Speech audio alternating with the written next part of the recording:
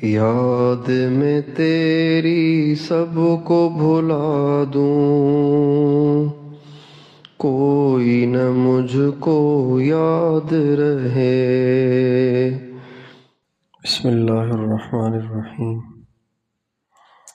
نحمدہ ونصلی ونسلم علی رسولہ الکریم وعلی آلہ واصحابہ اجمعین، اما بعد۔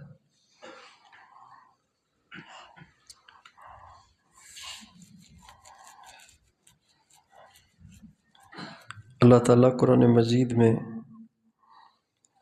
اپنے کچھ بندوں کو اپنی محبوبیت کا ایوارڈ دیتے ہیں،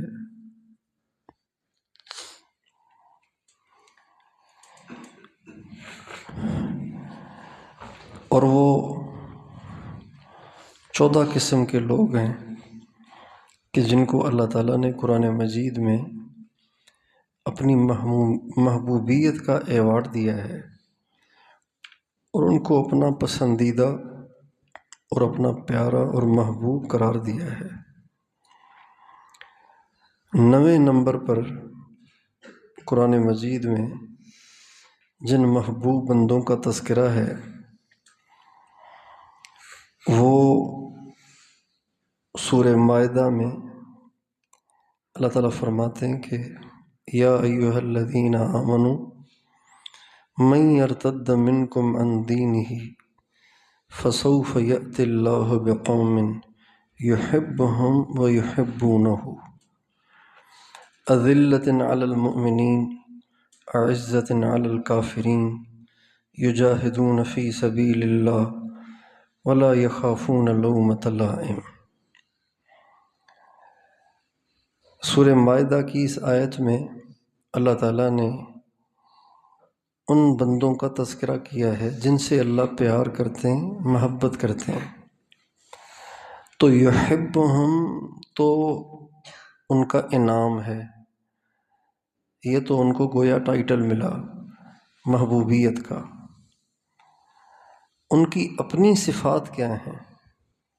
تو آیت کے اگلے حصے میں ان کی اپنی صفات بتائی ہیں، جن میں سے اس آیت میں ذکر کردہ پہلی صفت یہ ہے کہ وہ یحبونہ، وہ بھی اللہ سے بہت محبت کرتے ہیں۔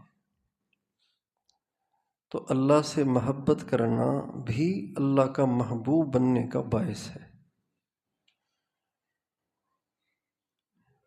چنانچہ تمام انبیاء اللہ سے محبت کرنے والے تھے، اور ہمارے نبی بھی اللہ سے محبت کرنے والے تھے۔ ہمارے نبی اللہ سے محبت کرنے والے تمام عشاق کے گویا سردار ہیں،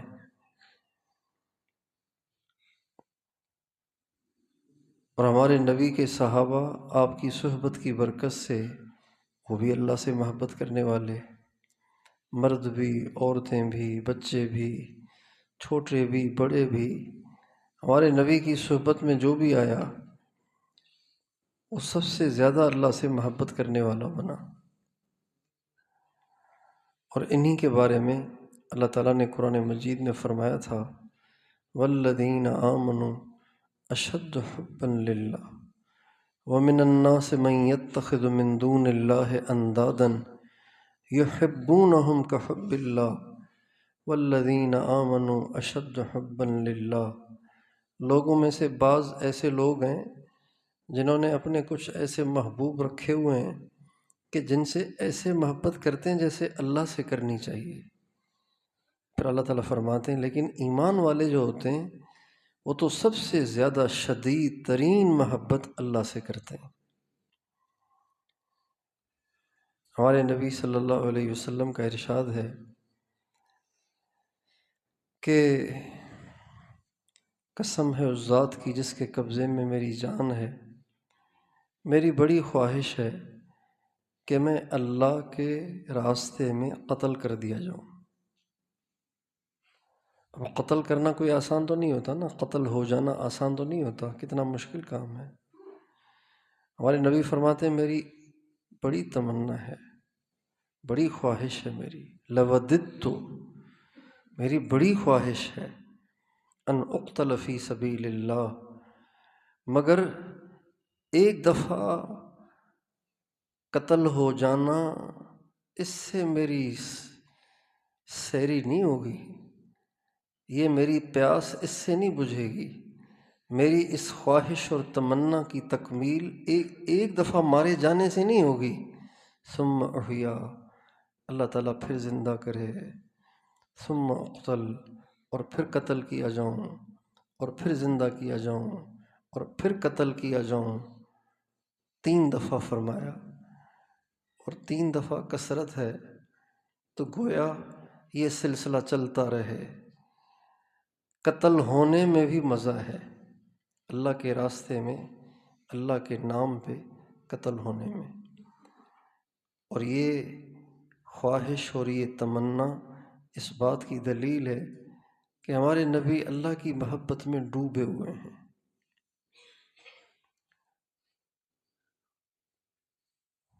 جس سے محبت ہوتی ہے اس کے پاس بیٹھنے کو، اس سے ملاقات کرنے کو انسان کا شدید دل کرتا ہے۔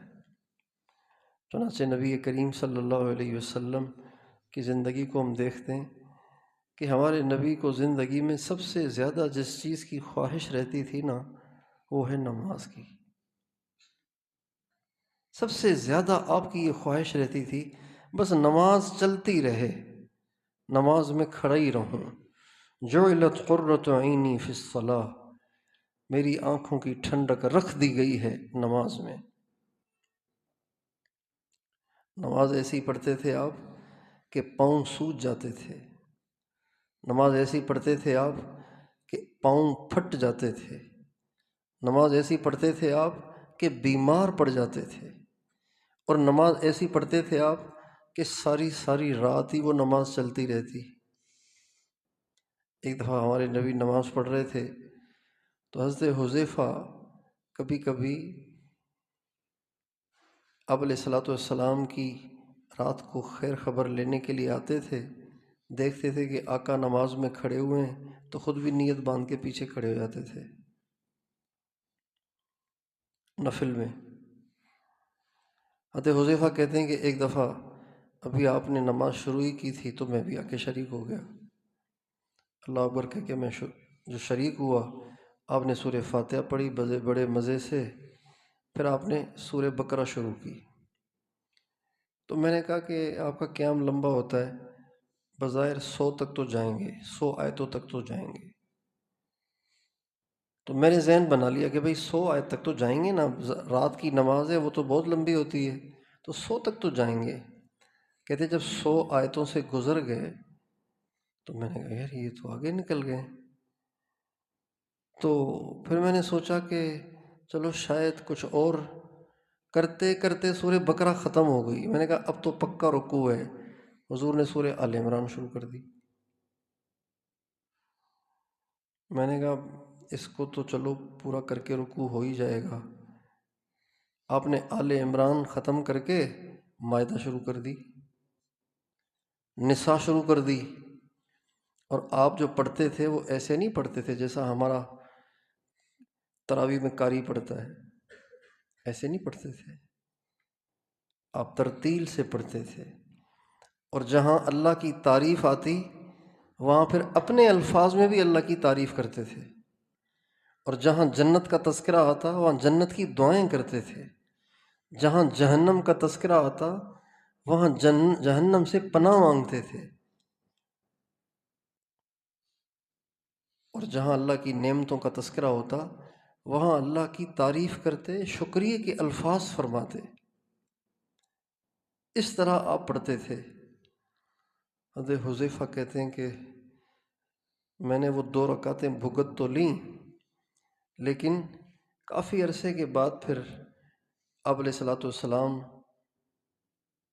سے میری بات چھڑی، تو میں نے کہا یا رسول اللہ وہ جو اس رات آپ نے تہجد پڑھی ہے نا، مجھے ابھی تک اس کا کمر میں درد ہے۔ وہ جو اس دفعہ اتنے دن پہلے جو آپ کے پیچھے میں نے 2 رکعت پڑھی تھی نا، تو اب تک مجھے کمر میں درد ہے۔ آپ مسکرانے لگے اور فرمانے لگے حذیفہ اگر مجھے پتہ ہوتا تو میں چھوٹی کر لیتا، مجھے پتہ نہیں تھا کہ تم میرے پیچھے کھڑے ہو۔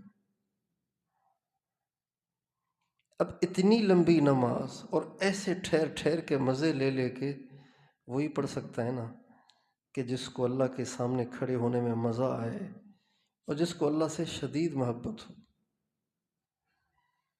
اور صحابہ کا بھی یہی حال تھا۔ حضرت ہمارے نبی کے صحابہ میں سب سے زیادہ جس صحابی کی نماز ہمارے نبی کے مشابہ تھی، طول میں، سکون میں، قنوت میں، وہ حضرت ابوبکر صدیق کی نماز تھی۔ اور پھر چھوٹے درجے کے، چھوٹی عمر والے 9 عمر صحابہ میں سب سے زیادہ جن کی نماز حضرت ابوبکر صدیق کے مشابہ تھی، وہ حضرت عبداللہ ابن زبیر تھے۔ راوی کہتا ہے کہ حضرت ابوبکر صدیق بھی اور حضرت عبداللہ ابن عمر بھی نماز پڑھتے تھے تو ایسے لگتا تھا جیسے کوئی لکڑی گاڑ دی گئی ہے، ایسی نماز پڑھتے تھے۔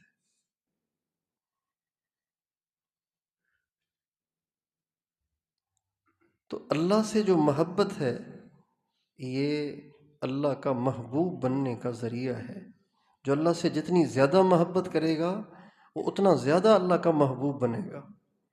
هل جزاء الاحسان الا الاحسان، اچھائی کا بدلہ اچھا ہی ہوتا ہے۔ جو اللہ سے پیار کرتے ہیں پھر اللہ بھی ان سے پیار کرتے ہیں، جو اللہ کو چاہتے ہیں پھر اللہ بھی انہیں چاہتے ہیں۔ نبی کریم صلی اللہ علیہ وسلم کے صحابہ کو اللہ سے اتنی محبت تھی، اتنی محبت تھی کہ اللہ کے لیے سب کچھ لگاتے ہوئے بھی وہ ہچکچاتے نہیں تھے، اور ان کی تسلی نہیں ہوتی تھی، سب کچھ لگا کے بھی ان کی تسلی نہیں ہوتی تھی۔ حضرت عبداللہ ابن جہش حضرت سعد سے کہہ رہے ہیں، اے سعد آؤ مل کر دعا کریں، ایک دوسرے کی دعا پہ آمین کہیں گے نا تو ہماری دعا جلدی قبول ہوگی۔ چنانچہ دعا شروع کی، حضرت سعد نے دعا مانگی غازی بننے کی، آمین کہی حضرت عبداللہ نے تو وہ واقعی قبول ہوئی۔ حضرت عبداللہ نے دعا مانگی شہادت کی، مگر وہ بھی عجیب طریقے سے، یا اللہ کل ہم میدان میں جب جائیں تو ہمارا کسی بڑے پہلوان سے مقابلہ کرانا، میرا کسی بڑے پہلوان سے مقابلہ کرانا، اور پھر وہ مجھ پہ زوردار حملہ کرے، میں اس پہ زوردار حملہ کروں، بالآخر اس کو مجھ پہ غالب کر دے۔ یہ دعا کوئی دیوانہ ہی مانگ سکتا ہے، ہلکا پھلکا عاشق نہیں مانگ سکتا یہ دعا، ہلکا پھلکا عاشق یہ دعا نہیں مانگے گا، کوئی دیوانگی کے درجے کو پہنچا ہوا عاشق ہی یہ دعا کرے گا کہ پھر مجھے اس کو مجھ پہ مسلط کر دے، غالب کر دے، پھر وہ مجھے قتل بھی کر دے، مگر اس پہ بس نہ کرے، ناک بھی کاٹے، کان بھی کاٹے، آنکھیں بھی نکالے، پیٹ بھی چاک کر دے، سینہ بھی چاک کر دے، اور جب قیامت کے دن میں کٹے ہوئے اعضاء کے ساتھ تیری حضوری میں حاضر ہوں اور آپ مجھ سے پوچھیں کہ عبداللہ یہ کیوں ہوا، تو میں یہ کہہ سکوں تیرے لیے تو ہوا، تیرے لیے تو ہوا، اور کس کے لیے ہوا۔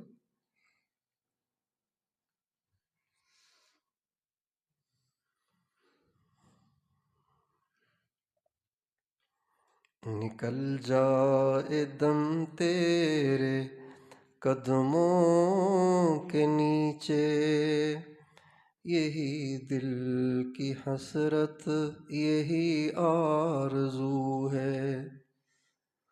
یہ محبت انسان کو عجیب بنا دیتی ہے، ہو جائے نا تو پھر بس دل چاہتا ہے کہ محبوب کی خوشنودی کی خاطر مشکل سے مشکل قدم بھی اٹھا لوں۔ آپ علیہ السلام تشریف لے جا رہے تھے جنگ احد کے لیے، تو آپ کی عادت شریفہ یہ تھی کہ آپ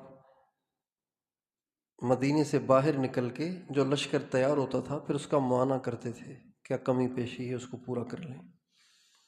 اب یہ جو لوگ نکلے تھے جب باہر آئے اور آپ نے لشکر کو چیک کیا تو اس میں کافی سارے نوجوان لڑکے تھے، 14 15 سال کی عمر کے، تو وہ 8 10 تھے۔ آپ نے سب کو الگ کیا اور فرمایا جاؤ تم اپنا کام کرو۔ تم چھوٹے ہو، ابھی تمہیں جانے کی اجازت نہیں ہے۔ حضرت عبداللہ ابن عمر بھی تھے، ابو سعید خدری بھی تھے، زید بن ارقم بھی تھے، اور حضرت زید بن ثابت بھی تھے، کئی سارے صحابہ تھے، کوئی 8-10 تھے، رافع بن خدیج تھے، سمرہ بن جندب تھے، یہ سارے تھے۔ جب ان کو واپس جانے کا حکم ہوا تو رافع بن خدیج کے والد نے، حضرت خدیج نے حضور سے کہا، رسول اللہ رافع کو واپس بھیج رہے ہیں، ویسے اس کو تیر چلانا بڑا اچھا آتا ہے، دیکھ لیں، بے شک آپ چیک کر لیں۔ حضور نے کہا اچھا بھی تیر انداز تو چاہیے، چلو ٹھیک ہے بھائی تم آ جاؤ۔ حضرت رافع کو جانے والوں کے ساتھ شامل کر لیا۔ سمرہ بن جندب نے، وہ بھی چھوٹے سے تھے، انہوں نے اپنے سوتیلے باپ مرہ بن سنان سے کہا، ابو رافع کے والد نے تو سفارش کر لی اور ان کو پاس کروا لیا، تو آپ بھی تو میرے بارے میں کچھ بات کریں نا۔ کہ بیٹا بچوں کو تو جانا منع کر دیا ہے نا، کیا کریں؟ کہ نہیں، رافع کو اجازت مل گئی ہے نا تیر اندازی کی وجہ سے، لیکن طاقت کے لحاظ سے وہ میرے سے کم ہے، حضور سے کہیں کشتی کروا لے۔ چنانچہ مرہ بن سنان نے ہمارے نبی سے درخواست کی، حضور رافع کو تو ہو گئی ہے نا اجازت جانے کی، اب آپ رافع اور سمرہ کی ذرا کشتی کروائیں نا، اگر یہ طاقتور نکلے تو پھر اس کو بھی لے جائیں۔ آپ نے فرمایا کروا دو کشتی۔ چنانچہ سرکار کے سامنے رافع اور سمرہ گتھم گتھا کشتی چل رہی ہے، اور واقعی وہ سمرہ بڑے ماہر تھے، کوئی اٹھا کے پھینکا حضرت رافع کو، تو رافع کو تو ویسے ہی اجازت مل گئی تھی رضی اللہ عنہ کو، اب سمرہ کو بھی مل گئی۔ اب یہ محبت کے بغیر ہو سکتا ہے؟ یہاں تو سیروزے کا نام لکھواتے ہیں، پھر تبلیغ والے ڈھونڈتے رہتے ہیں ان کو، کہاں چلے گئے، کہاں چلے گئے، کہاں چلے گئے۔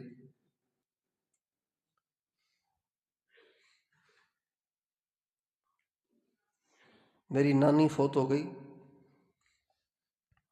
تو میری عمر اس وقت تھی کوئی 8 سال، تو نانی کے محلے کی مسجد میں آئی ہوئی تھی جماعت، زندگی میں پہلی دفعہ جماعت کی زیارت ہوئی اس وقت۔ تو انہوں نے کیا بیان مغرب کے بعد، اور بیان کے بعد کہا لکھاؤ کون جائے گا جماعت میں۔ تو ہم شوخی باز تو تھے، شرارتی بچے جسے ہوتے ہیں، تو پتہ نہیں کس نے 3 دن لکھوائے، پتہ نہیں کس نے لکھوائے، تو ہمیں تو پتہ نہیں تھا کہ کتنے دن لکھوانے ہوتے ہیں، تو کسی کو دیکھا کہ اس نے 3 دن لکھوائے، تو میں نے بھی کہا 3 دن، ایک میں بیٹھ گیا۔ تو جب دعا ہوئی نا تو مجھے کسی نے کہا یہ پھر ڈھونڈتے ہیں، پیچھے آتے ہیں یہ۔ میں نے کہا میں 3 دن باہر ہی نہیں نکلوں گا، اور واقعی پھر میں 2-3 دن گھر سے باہر ہی نہیں نکلا کہ یہ آ جائیں گے پیچھے اٹھا کے لے جائیں گے۔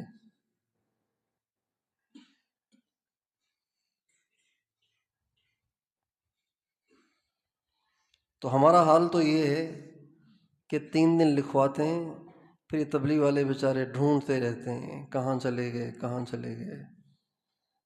اور یہ دیکھیں جنہیں محبت کی آگ لگ گئی ہے، جنہیں اللہ سے عشق ہو گیا ہے، وہ ہیلے بہانوں سے اپنے آپ کو اللہ کے نام پہ جان دینے کے لیے پاس کروا رہے ہیں۔ جس سے محبت ہوتی ہے نا تو دل چاہتا ہے کہ بس اس کی بات ہوتی رہے، اس کا نام زبان پہ جاری رہے، یہی دل کرتا ہے۔ حضرت عبداللہ بن مسعود رضی اللہ تعالیٰ عنہ فرماتے ہیں، میں فجر سے لے کے رات تک مجاہدین میں گھوڑے بانٹوں، اس سے زیادہ مجھے محبوب ہے کہ میں اللہ کا ذکر کرتا رہوں، اللہ کو یاد کرتا رہوں۔ کیونکہ جس سے محبت ہو نا، اس کا نام لے کے کبھی بھی پیٹ بھرتا نہیں ہے، کبھی بھی سیری نہیں ہوتی، گھنٹوں گھنٹوں اس کا نام لیں تب بھی سیری نہیں ہوتی۔ حضرت مولانا احمد علی صاحب لاہوری نور اللہ مرقدہ روزانہ 1.25 دفعہ لا الہ الا اللہ کا ذکر کرتے تھے، 1.25 دفعہ درود شریف پڑھتے تھے، 1.25 دفعہ لا الہ الا انت سبحانک انی کنت من الظالمین پڑھتے تھے، اور 10,50,000 مرتبہ اللہ کا نام لیتے تھے۔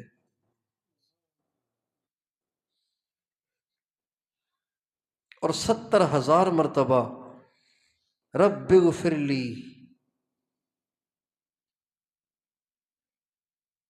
یہ پڑھتے تھے۔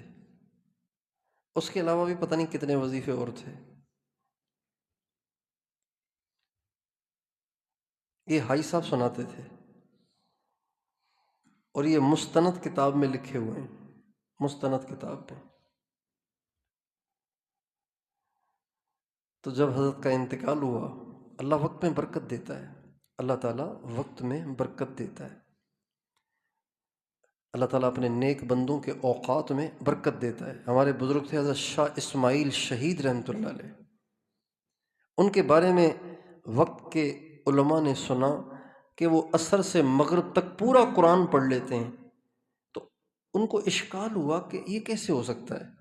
چنانچہ علماء کا ایک وفد، ایک جماعت ان کے پاس آئی کہ ہم نے سنا ہے کہ آپ پورا قرآن پڑھ لیتے ہیں اس ٹائم میں، تو یہ تو ممکن ہی نظر آتا نا۔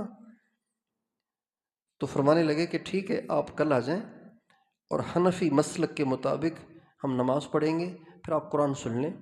چنانچہ اگلے دن علماء آئے، حنفی مسلک کے مطابق، شافعی مذہب کے مطابق نہیں، حنفی مسلک کے مطابق، چونکہ شافعی مسلک کے مطابق تو عصر کا ٹائم کافی لمبا ہو جاتا ہے، 2.5 گھنٹے ہو جاتے ہیں۔ حنفی مسلک کے مطابق ٹائم بنتا ہے کوئی 1.25 گھنٹہ، 1.5 گھنٹہ۔ تو اس کے مطابق عصر کی نماز پڑھی ان علماء کے ساتھ، اور قرآن سنانا شروع کیا، اور سناتے رہے، ادھر سورج ڈوبتا رہا اور ادھر حضرت شاہ اسماعیل شہید آخری صورتیں پڑھتے رہے۔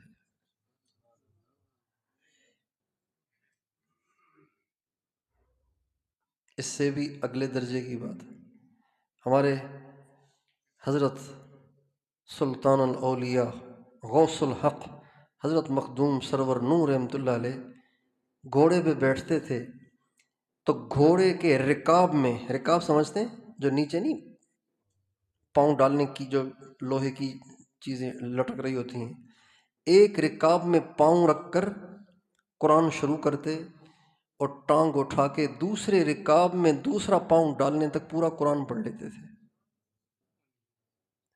اب آپ کی تعجب سے سبحان اللہ بھی نہیں نکل رہی؟ نہیں، میں صحیح کہہ رہا ہوں، کیونکہ آپ سبحان اللہ تو آدمی تب کہے نا جب آدمی کو سمجھ میں آئی ہو، سمجھ میں ہی نہ آئے تو سبحان اللہ کیسے کہے گا؟ آپ کو سمجھ میں ہی نہیں آئی کیسے ہوگا؟ لیکن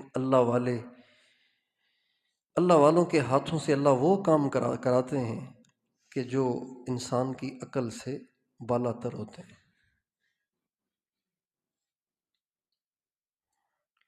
اللہ علیہ رحمۃ اللہ علیہ کا جب انتقال ہوا تو ان کے کسی خلیفہ کو ان کی زیارت ہوئی، انہوں نے پوچھا حضرت آپ کے ساتھ کیا ہوا؟ کہ اللہ نے مجھے اپنے سامنے کھڑا کیا اور مجھ سے فرمایا احمد علی تو مجھے اتنا کیوں یاد کرتا تھا، اتنا مجھے کیوں یاد کرتا تھا؟ پھر اس کے بعد اللہ تعالیٰ نے انعام اور اکرام فرمایا، تو انہوں نے پوچھا کیا انعام فرمایا؟ فرمایا انعام تو بہت ہوا، بس اس کی ادنا سی جھلک یہ ہے کہ اللہ تعالیٰ نے فرمایا کہ احمد علی تیرے استقبال میں یہ جو قبرستان جس میں وہ دفن ہوئے، اس کو کہتے ہیں میانی صاحب کا قبرستان، کئی کلومیٹر میں پھیلا ہوا ہے اور کوئی 800-900 سال پرانا قبرستان ہے۔ تو فرمایا اس قبرستان میں جتنے لوگ دفن ہیں، لاکھوں کروڑوں، تیرے استقبال میں ان سب کی بخشش کرتا ہوں۔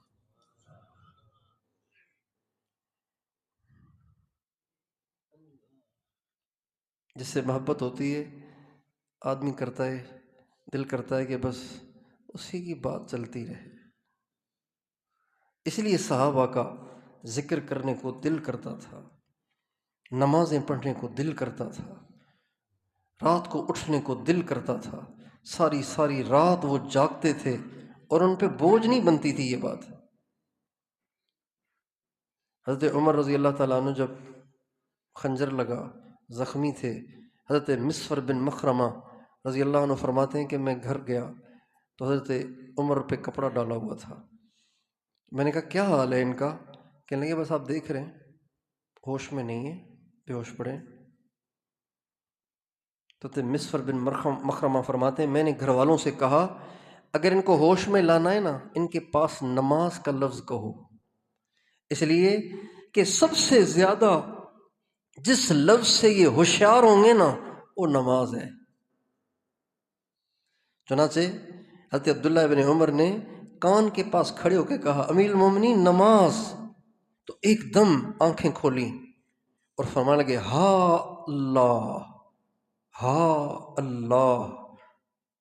یہ ہا حرف تنبیہ ہے اور اللہ یہ یہاں واو حذف ہے، قسم کا واو حذف ہے۔ ہا اللہ، سنو اللہ کی قسم، لا حق فی الاسلام لمن لا صلاۃ لہ، جو نماز نہ پڑھے اسلام میں، اسلام سے اس کا کوئی واسطہ نہیں۔ حضرت مسور بن مخرمہ فرماتے ہیں کہ اس کے بعد پھر ہم نے دیکھا کہ زخم سے تو پھوٹ پھوٹ کے خون نکل رہا تھا اور حضرت عمر نماز پڑھ رہے تھے۔ یہ عشق کے بغیر ہو سکتا ہے؟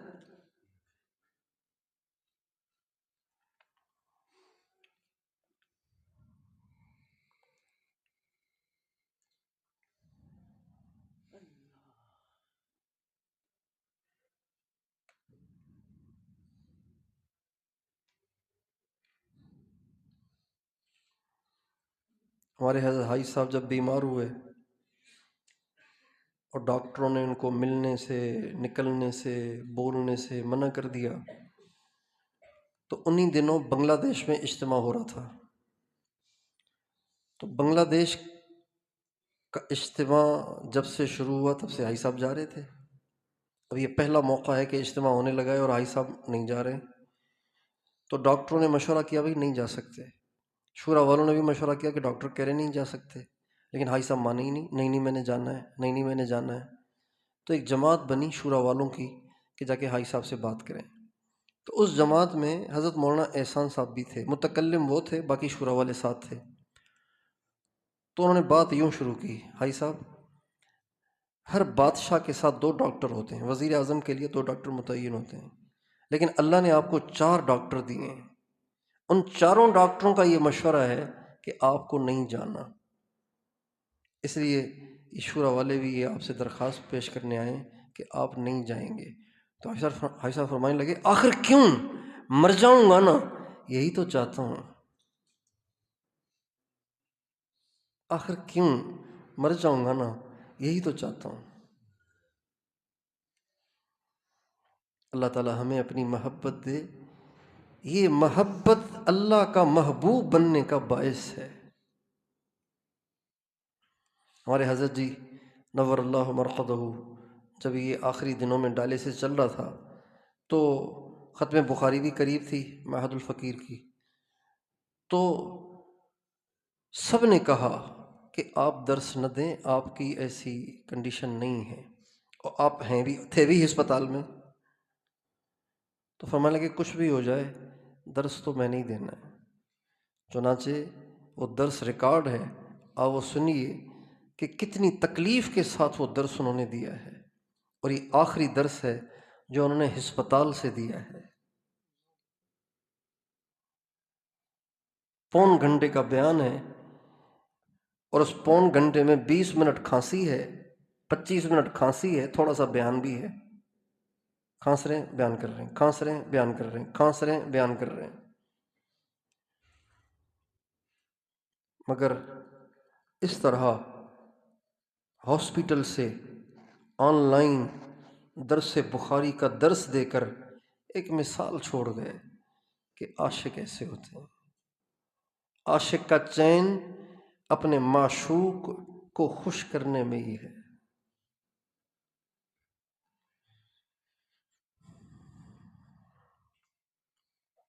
اللہ تعالی ہمیں اپنی محبت دے دے، یہ دین کے کسی بھی عمل کا ہمارے لیے مشکل ہونا یہ محبت کی کمی کی وجہ سے ہے۔ تو اللہ تعالیٰ سے اللہ کی محبت کو مانگنا بھی چاہیے اور اس کی محنت اور کوشش بھی کرنی چاہیے، اور اپنے الفاظ میں بھی مانگ سکتے ہیں، لیکن سب سے زیادہ مؤثر دعا تب بنتی ہے جب حاجت آپ کی ہو، الفاظ حضور کے ہوں، پھر اس کی قبولیت یقینی ہو جاتی ہے۔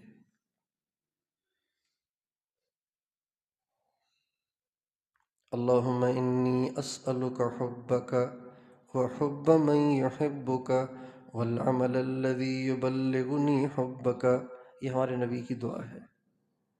اللہ تعالیٰ سے رو رو کے اللہ کی محبت کو مانگیں بھی، اور اس کو حاصل کرنے کی کوشش بھی کریں، اور اس کو حاصل کرنے کی کوشش کی طرف بھی اسی دعا میں اشارہ ہو گیا ہے، وَحُبَّ مَن يُحِبُّكَ، اور یہ ملتی ہے محبت والوں کی محبت سے، یہ ملتی ہے محبت والوں کی، جن کو اللہ سے محبت کرنے والوں سے محبت ہو جائے نا، اسے اللہ کی محبت بھی ہو جاتی ہے۔ امام شافعی فرماتے ہیں احب الصالحین ولست منہم لعل اللہ یرزقنی صلاحا، میں خود تو نیک نہیں ہوں لیکن مجھے نیکوں سے محبت ہے، مجھے اللہ سے امید ہے کہ اللہ کبھی نہ کبھی مجھے بھی نیک بنائے گا۔ تو اللہ تعالیٰ کی محبت کے حصول کے اسباب بھی یہی ہیں، حب من یحبک ایک، والعمل الذی یبلغنی حبک، اور معمولات کی پابندی۔ تو محبت کی دعا بھی کرنی ہے، محبت والوں سے بھی محبت کرنی ہے، جس کو ہم صحبت شیخ کہیں، رابط شیخ کہیں،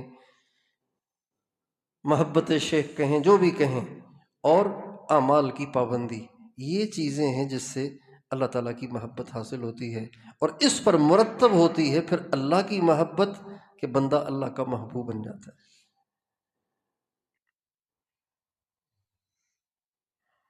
حضرت عدی بن حاتم رضی اللہ تعالیٰ عنہ ہمارے نبی کے صحابی ہیں، ان کی عجیب بات ہے، وہ فرماتے ہیں کہ کبھی بھی ایسے نہیں ہوا کہ نماز کا وقت داخل ہوا ہو اور میں اس سے پہلے تیار نہ ہوں، ٹائم داخل ہونے سے پہلے میں تیار رہتا ہوں، اور کبھی بھی ایسے نہیں ہوتا کہ نماز کا وقت آ جائے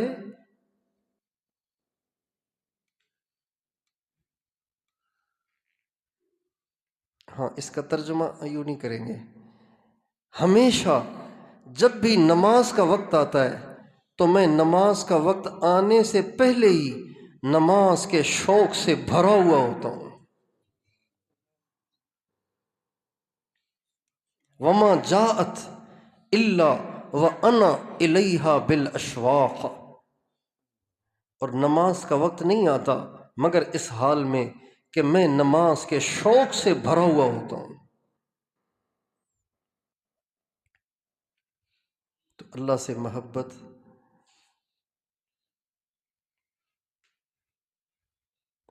اللہ کا محبوب بننے کا ذریعہ ہے۔